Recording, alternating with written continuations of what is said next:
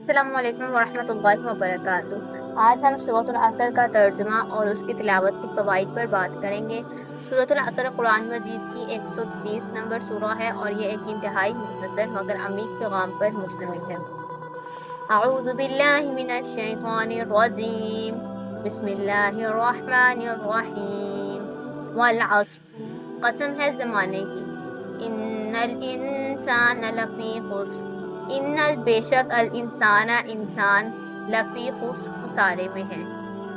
الا الذین، مگر وہ لوگ آمنوا جو ایمان لائے، وعملوا الصالحات اور نیک عمل کیے، وتواصوا اور وصیت کی بالحق حق کی، وتواصوا اور وصیت کی بالصبر صبر کی، سوائے ان لوگوں کے جو ایمان لائے اور نیک عمل کیے اور ایک دوسرے کو حق کی وصیت کی اور صبر کی وصیت کی۔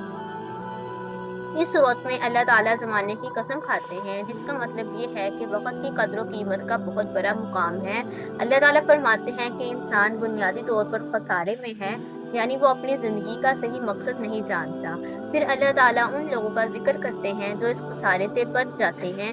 یہ وہ لوگ ہیں جو ایمان لاتے ہیں، یعنی اللہ اور اس کے رسول پر یقین رکھتے ہیں اور نیک عمل کرتے ہیں۔ نیک عمل کی تعریف میں اچھی اخلاق، عبادات اور دوسروں کی مدد شامل ہے۔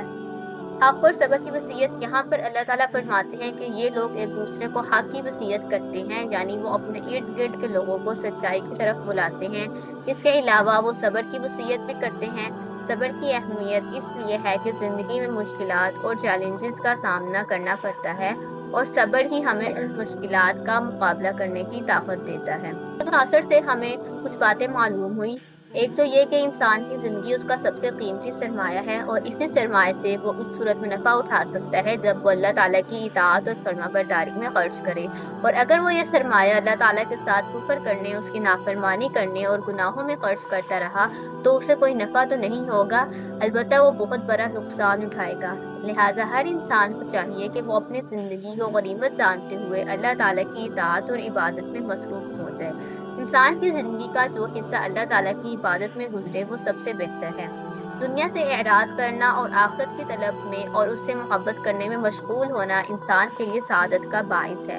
اللہ تعالیٰ ارشاد فرماتے ہیں، وَمَنْ أَرَادَ الْآخِرَةَ وَسَعَىٰ لَهَا سَعْيَهَا، اور جو آخرت چاہتا ہے اور اس کے لیے ایسی کوشش کرتا ہے جیسی کرنی چاہیے، اور وہ ایمان والا بھی ہو، تو یہی وہ لوگ ہیں جن کی کوشش کی قدر کی جائے گی۔ اللہ تعالیٰ ہمیں سورۃ العصر کے پیغام کو سمجھنے کی اور اس پر عمل کرنے کی توفیق عطا فرمائے۔